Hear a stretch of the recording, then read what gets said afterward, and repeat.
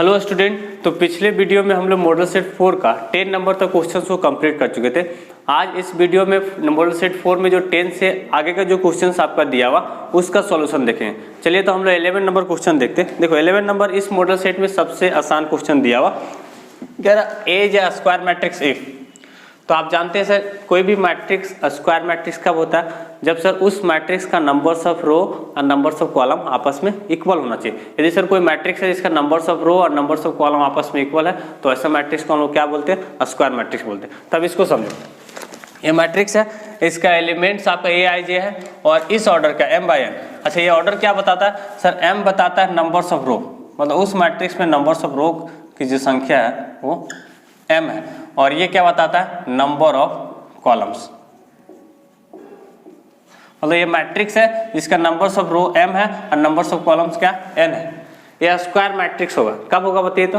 m equal to n, मतलब numbers of रो और numbers of column आपस में इक्वल होना चाहिए।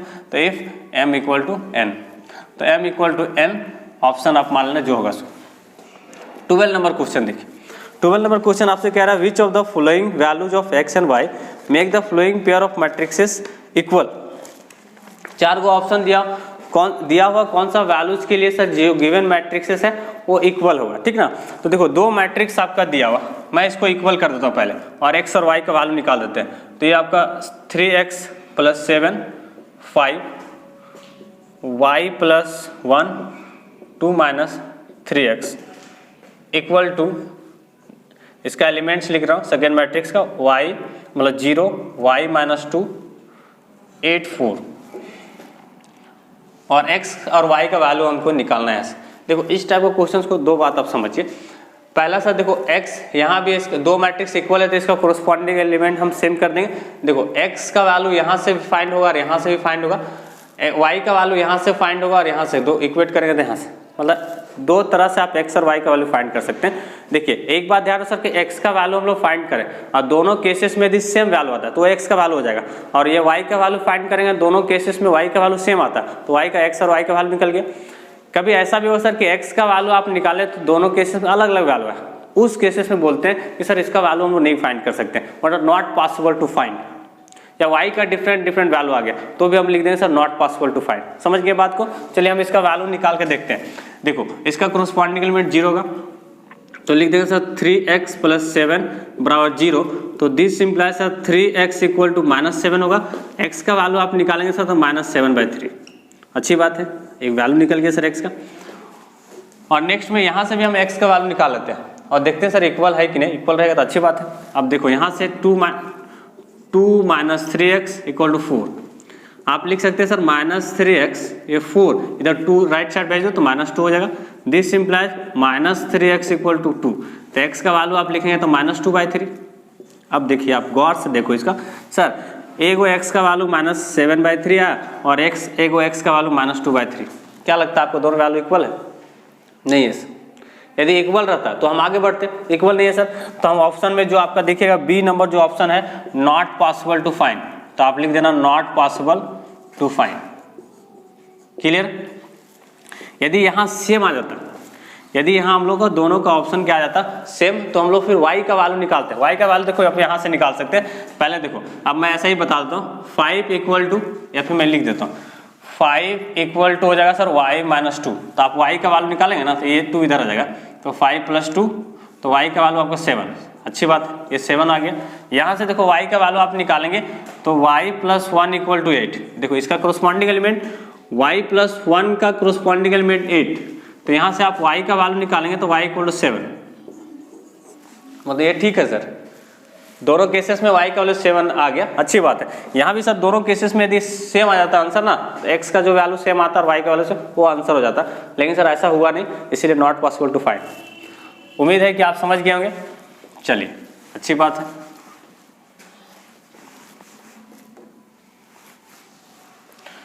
इसके बाद हम लोग देखेंगे कितना नंबर क्वेश्चन, 13 नंबर। बहुत ही अच्छा क्वेश्चन है 13 नंबर भी, और बहुत ज़्यादा इंपॉर्टेंट भी है।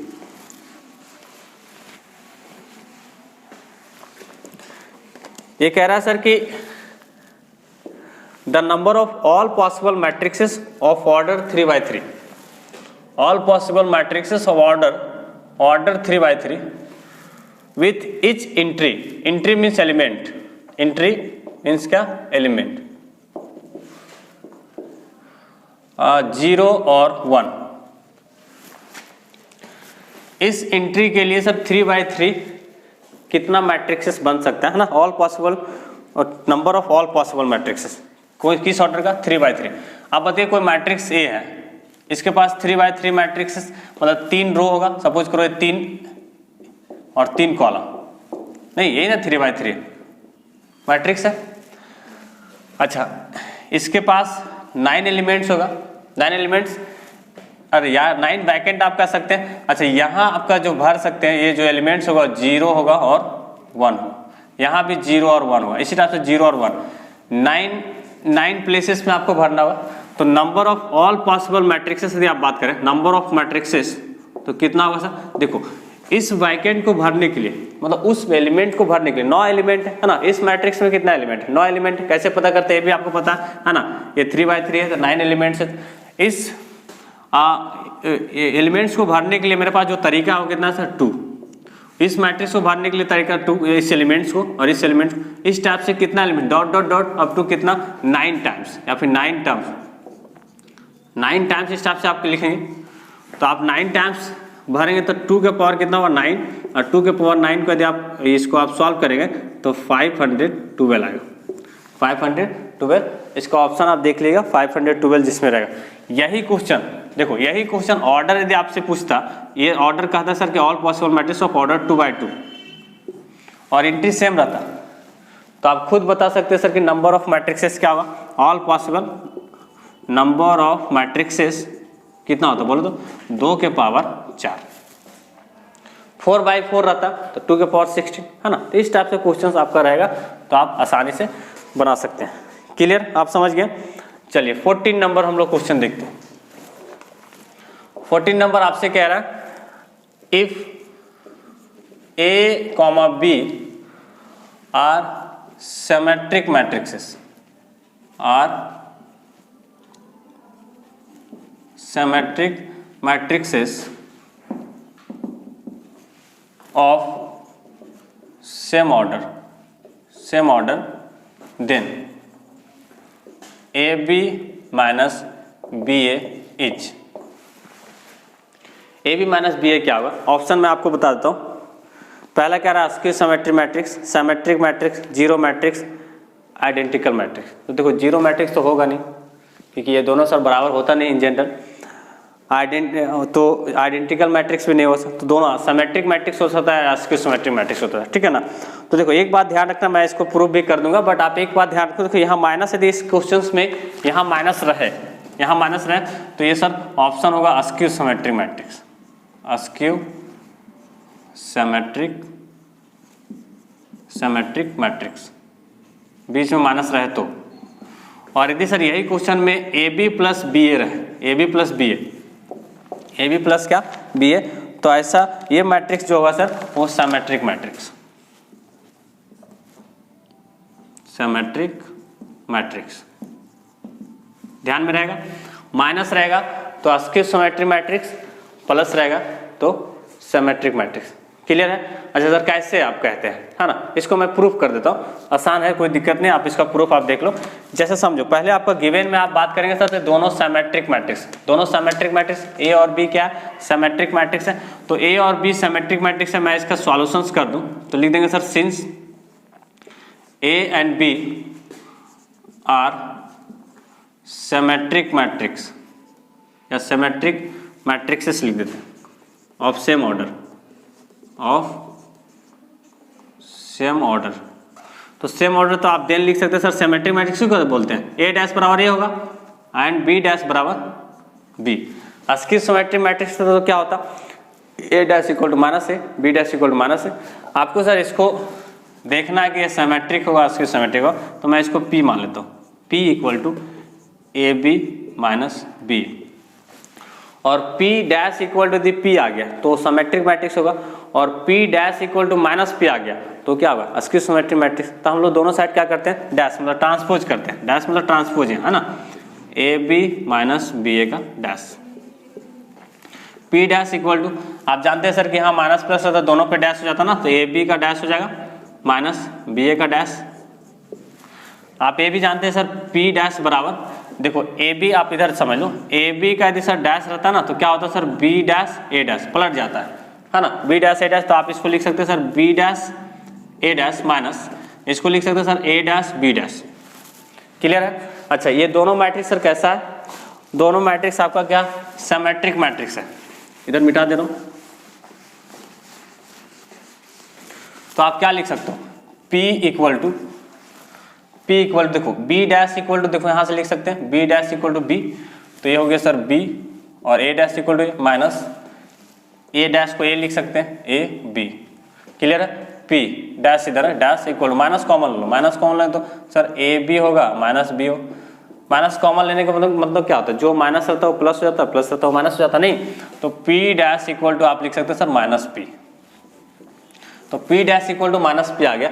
मतलब P कैसा मैट्रिक्स है, P sir skew symmetric matrix है। और आपने अस्क्यू सिमेट्रिक मैट्रिक्स किसको बोले, मतलब सॉरी P किसको आप कहते हैं, P आप सर इसको बोले थे नहीं, ये P था, इसका मतलब आप कह सकते हैं सर कि हेंस P किसको बोले sir A B minus B है ना, is a skew symmetric matrix.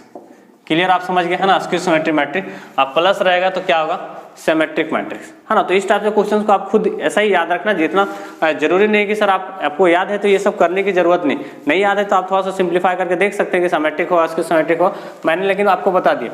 यदि सर यहाँ माइनस रहेगा तो अस्क्यू सिमेट्रिक होगा और प्लस रहेगा तो क्या होगा सिमेट्रिक होगा, इसको भी आप प्रूफ कर सकते हैं खुद से, कोई दिक्कत नहीं।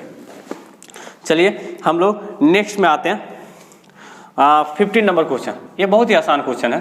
15 नंबर आपसे कह रहा है सर इफ ए मैट्रिक्स है ना, स्क्वायर मैट्रिक्स ऑफ ऑर्डर 2 5 1 3, और इसका बोल रहा है sir then adjoint of matrix है, इसका एडजॉइंट निकालना। एडजॉइंट क्या हुआ सो आपसे पूछ रहा है। देखो 2/2 का ऐसे एडजॉइंट निकालने का क्या मेथड था सर, सारा एलिमेंट का कोफैक्टर निकालते हैं और कोफैक्टर निकाल के हम लोग सर ट्रांसपोज करते हैं, तो वही हम लोग क्या निकलता है एडजॉइंट, मतलब एक एडजॉइंट निकलता है, ठीक है ना। 2/2 का सर ट्रिक है निकालने का, बहुत ही आसान ट्रिक। 2/2 यदि आपको दिया हो तो देखो ये जो आपका डायगोनल जो एलिमेंट है ना, ये दोनों देखो इसको हम लोग क्या करते हैं ना इंटरचेंज कर देते हैं। क्या करते हैं इंटरचेंज मतलब आप समझ रहे हैं एक्सचेंज कर रहे हैं, और इसमें क्या करते हैं सर साइन चेंज करते हैं। साइन चेंज का भी मतलब समझ रहे हैं सर, प्लस रहेगा तो माइनस लिख देंगे, माइनस रहेगा तो क्या लिख देंगे प्लस, तो ये आपका एडजॉइंट निकलेगा। तो इसका मतलब सर कि एडजॉइंट ऑफ मैट्रिक्स यदि मैं लिखूं तो इसको आप इंटरचेंज करो, इंटरचेंज करें तो सर यहाँ 3 लिख देंगे, यहाँ 2 लिख देंगे, है ना। इसका साइन चेंज कर देते, प्लस है तो माइनस और ये भी प्लस है तो माइनस। ऑप्शन आप देख लेना, ऑप्शन मुझे लगता है कि C नंबर ऑप्शन है। तो कितना आसान, ये साइड जो डायगोनल आपको दिख रहा है ना, इसको हम लोग क्या बोलते हैं सर, इस प्रिंसिपल डायगोनल बोलते हैं। तो ये क्या सर आपका, इसका हम लोग इंटरचेंज करते हैं या फिर आप एक्सचेंज कर सकते हैं, और इसका क्या करेंगे साइन चेंज करेंगे। देखो यहाँ यदि माइनस होता है तो प्लस हो जाता है। क्लियर समझ रहे हैं? आगे बढ़ते हैं।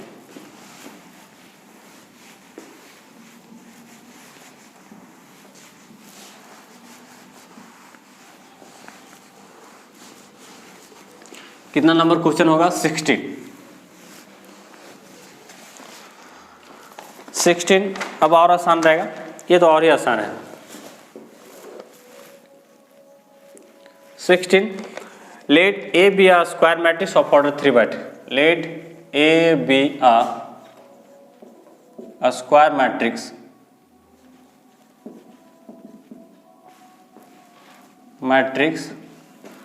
ऑफ ऑर्डर 3/3, देन ये आपसे पूछ रहा है देन के ए का डिटरमिनेंट। ये तो आसान है ना बाबू, कितना हो जाएगा बोलो तो?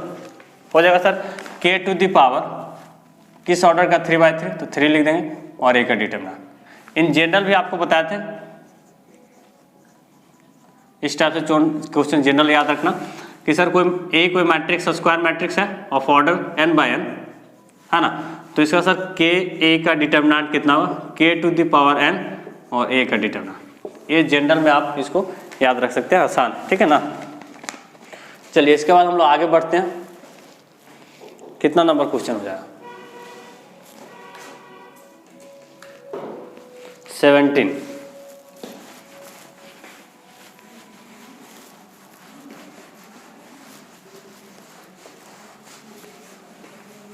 इसको भी मिटा दूं, बोर्ड पूरा खाली हो जाएगा।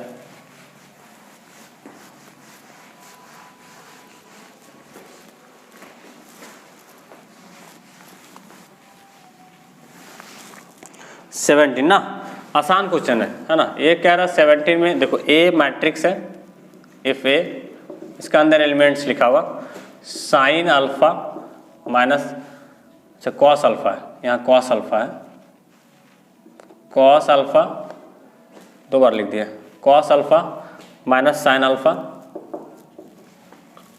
Sign alpha cos alpha. And आपसे कह रहा सर कि a plus A dash equal to identity matrix, then alpha का वैल्यू हमसे पूछ रहा है, अल्फा क्या हो सकता है? 4 को ऑप्शन है, ए डैश क्या, ट्रांसपोज ऑफ मैट्रिक्स, ठीक है ना। चलिए तो हम क्या करते हैं सर कि इसका यदि अल्फा का वैल्यू निकालना है तो a plus A dash equal to I लिखते हैं, a plus A dash equal to I. A का वैल्यू आपको दिया हुआ cos alpha minus sine alpha, इसमें sine alpha cos alpha, clear है, प्लस ए डैश है, डैश कैसे निकालते सर कि रो को कॉलम में, कॉलम को रो में हम लिखते हैं नहीं, तो फर्स्ट रो को फर्स्ट कॉलम में, है ना। तो आप लिख सकते हैं sir cos alpha minus sine alpha first column, second row को सेकेंड कॉलम में sine alpha cos alpha, clear है ना, इक्वल टू आइडेंटिटी मैट्रिक्स है 1 0 0 1।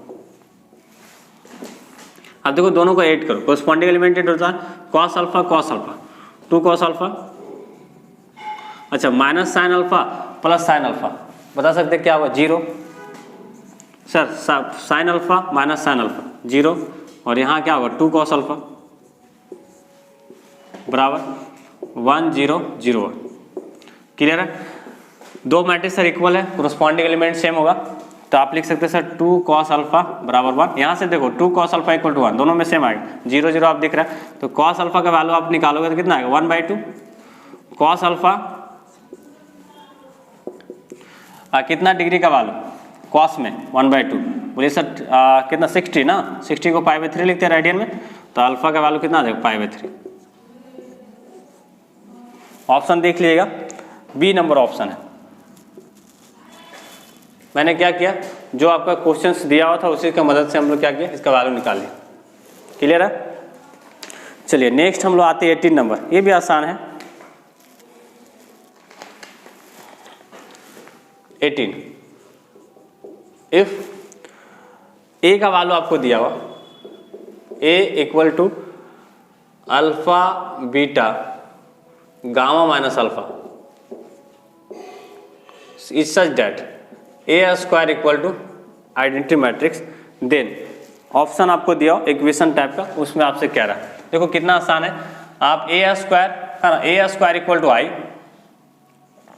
ए square equal to I, A square मतलब दोनों ए को मल्टीप्लाई करेंगे ए से, तो alpha beta gamma minus alpha, और फिर इसे मल्टीप्लाई कर दो alpha beta gamma minus alpha, identity matrix आप जानते हैं 1 0 0 1, मल्टीप्लाई करिए, इक्वेशन दिया हो 4 को ऑप्शन, एक ऑप्शन को हम लोग सेलेक्ट करेंगे, कैसे मल्टीप्लाई करते हैं बताइए। तो 2 रो को हम लोग फर्स्ट रो को, ये फर्स्ट रो को हम लोग क्या करते हैं फर्स्ट कॉलम से, फिर फर्स्ट रो को सेकंड कॉलम से, इस टाइप से हम लोग मल्टीप्लाई करते थे ना।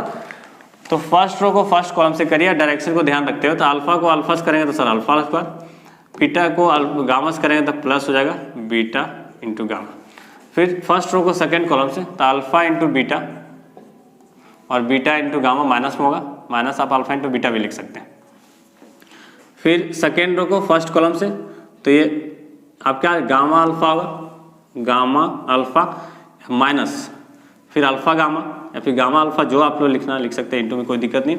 और फिर सेकेंड रो को सर सेकेंड कॉलम से तो ए अल्फा इंटू बीटा या बीटा इंटू आप गामा लिख सकते, अल्फा नहीं गामा इंटू बीटा होगा या बीटा इंटू गामा, और ए माइनस और minus plus plus alpha square equal to 1 0 0 1। देखिए तो क्या होगा, दिस इम्प्लाइज, ये तो होगा sir alpha square plus beta into gamma, ये जीरो हो जाएगा, ये भी जीरो होगा सर, और ये इसको लिख सकते हैं alpha square plus beta into gamma equal to 1 0 0 1। Clear है? ये जीरो हो गया सर, ये दोनों सेम चाहिए ना, किसी को भी इक्वेट कर दो, तो alpha square plus beta into gamma बराबर हो गया 1। देखो एक तो हो सकता है ये आपका ऑप्शन दिया हो, या सर कभी कभी ये माइनस को इधर लाया हुआ था, alpha square plus beta into gamma equal to -1, या सर इसी को उधर भेज दिया है ना। तो ऑप्शन हम लोग देखते हैं तो आपको पता चलेगा, option 1 plus alpha square plus beta gamma equal to 0, 1 minus alpha square plus beta gamma equal to 0, 1 minus alpha square minus beta into gamma equal to 0, means 1 हम लोग को इस साइड लाया नहीं, मतलब 1 पहले लिखा हुआ, 1 पहले लिखा हुआ तो आप सोचो सर कि 1 ये सबको उधर भेज दे राइट साइड, तो 1 लिखेंगे, अब माइनस होगा sir alpha square minus beta into gamma equal to 0। ये ऑप्शन आपको दिख जाएगा सी नंबर में, ये ऑप्शन किस में दिखेगा, सी नंबर। क्लियर है? ये भी आप समझ गए। चलो इसका आगे हम लोग बढ़ते हैं। इस सेक्शन इसमें हम लोग 2 क्वेश्चंस और करेंगे, 19 और 20 नंबर। 19 सबसे आसान, इफ द मैट्रिक्स, इसमें कह रहा sir if the matrix A is both symmetric, इसको नहीं भी लिखते तो भी चलता है, सिमेट्रिक एंड अस्क्यू सिमेट्रिक,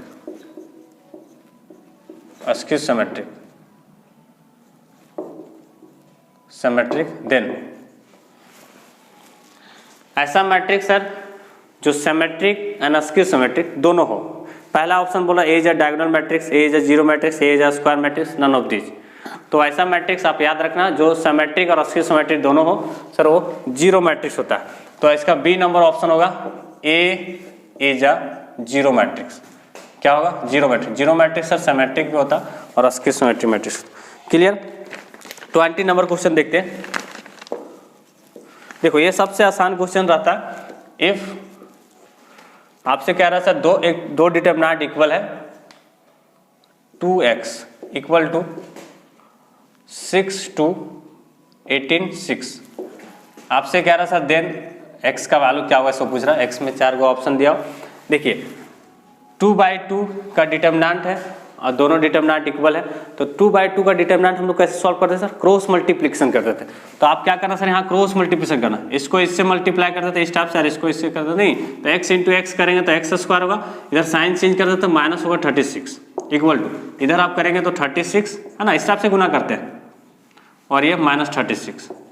तो आप दिस सिंपल लिख सकते हैं sir x square minus 36 equal to 0, x square equal to 36, x का वैल्यू निकालेंगे तो सर होगा प्लस माइनस √36।